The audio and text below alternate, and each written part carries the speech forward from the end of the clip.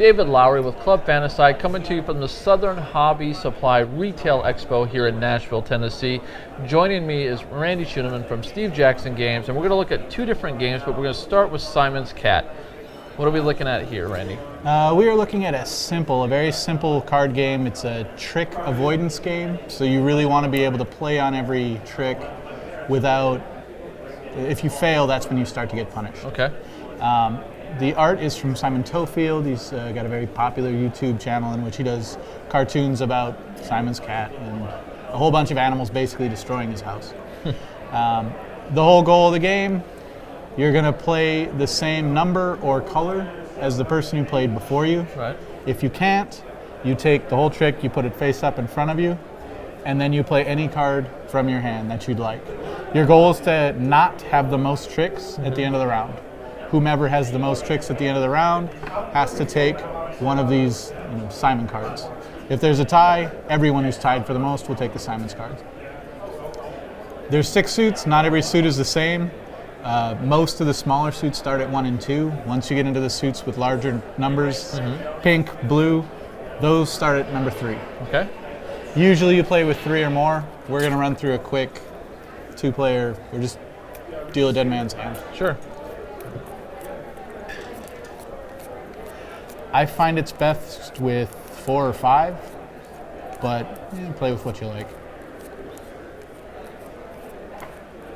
And this is available now, $6.95, pretty much everywhere. Wow. People should be able to get a hold of it. $6.95. Hopefully I didn't mess that up in my brain. All right. Whomever has the 3 of pink, which is this card, always plays it first. Normally you'd know every card that's in play, but we've got a dead man's hand, so any pink or any 3. Okay. So we will just go ahead and do 7 of pink. Wonderful. 8 of pink. I'll switch you to 8 of blue, fine sir. 3 of blue. 3 of blue. Take that. 3 of yellow. 5 of yellow. 6 of yellow.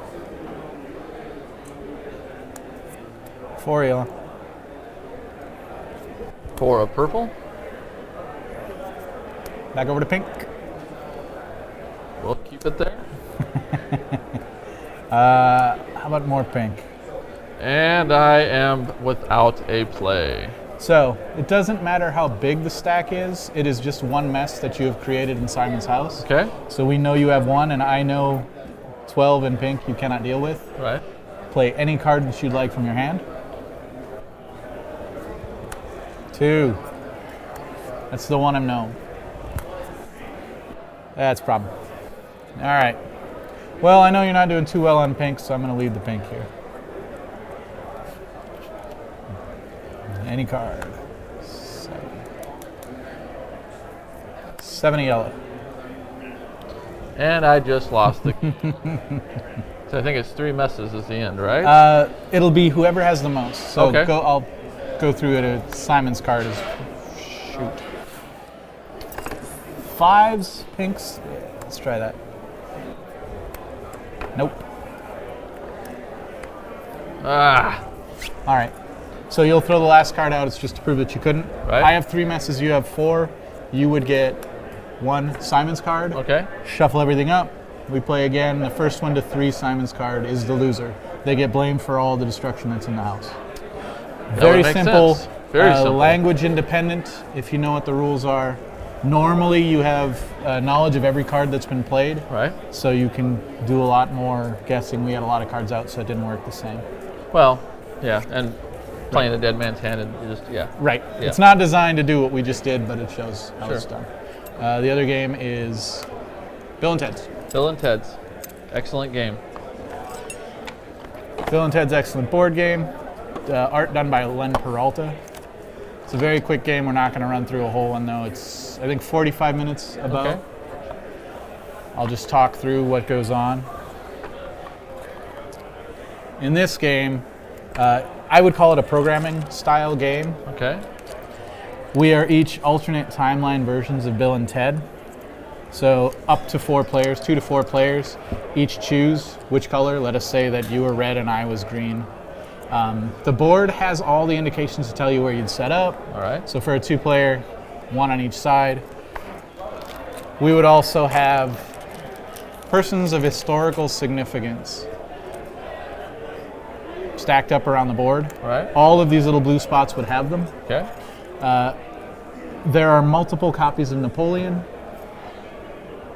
You may only collect one of each historical figure on your as you go through. You have a number of them in equal to the number of players, so each of these little blue spots would have two characters on it. Okay. 2 of the same characters. We have a hand of 5 cards. On our turn, we will only play 2 cards. Right. So as we play through, if you had chosen, let's say green had chosen this card and this card. Not the best choices, but as we resolve green's turn, green is going to take a left, go backwards, take a left, go backwards. Because he stepped on Abraham Lincoln and he didn't have it before, it would go there. Okay. You may only collect 1 Lincoln, sure. The next thing that's going to happen is we will move the evil dudes. Right. So he is going to take a left and go backwards because the knight symbol is on this card. The sheriff symbol is on this card, so he is going to turn left and go backwards. Okay. If you travel off the board, if anyone travels off the board, you just come on the other side. All right. If the evil dudes ever enter the same square as a player, or a player enters their square, they have to drop their most recently collected historical figure. Right. At the end of the turn, if you haven't gotten hit, you'll have collected some. These 2 cards will be used up. On my next turn, before I move via whatever 2 cards I put down, this is the first thing that's going to happen. Okay. So the more figures I build up, the better I'm doing, but also the more out of control the fun booth is. Interesting. We determine who goes first via initiative. Between my 2 cards, the lowest number is a 10. So at the start of the round, after everybody's picked, we'd flip them over and I would say 10. Whomever has the lowest number goes first, then second lowest, third lowest, fourth lowest. The game ends at the bottom of the deck of cards. Whomever has the most historical figures is the winner. Okay. If there's a tie, whoever has the lowest initiative card still in their hand is the winner. Relatively simple. If you are good with mechanical reasoning, you're got a leg up in this one. If you're bad with it, it's going to be a rough ride. And it's designed so that mistakes can be made. This card by itself says turn left and go backwards, but your mind wants to tell you to go forward with that arrow. Right. You're supposed to make mistakes in it, so just enjoy the mistakes you make and move on. Just like the movie. Yep. Just like the movie. If you buy Bill and Ted's Excellent Adventure, it comes with a free Wild Stallions air guitar, so you can wheedly all night long. It's 2, so you can form a whole band. That's right. There it is. All right. Bill and Ted's Excellent Board Game from Steve Jackson Games. Simon's Cat card game from Steve Jackson's Game. That's Randy Schuenemann. I'm David Lowry with Club Fantasci. Stay tuned. More coming from the Southern Hobby Supply Retail Expo here in Nashville, Tennessee.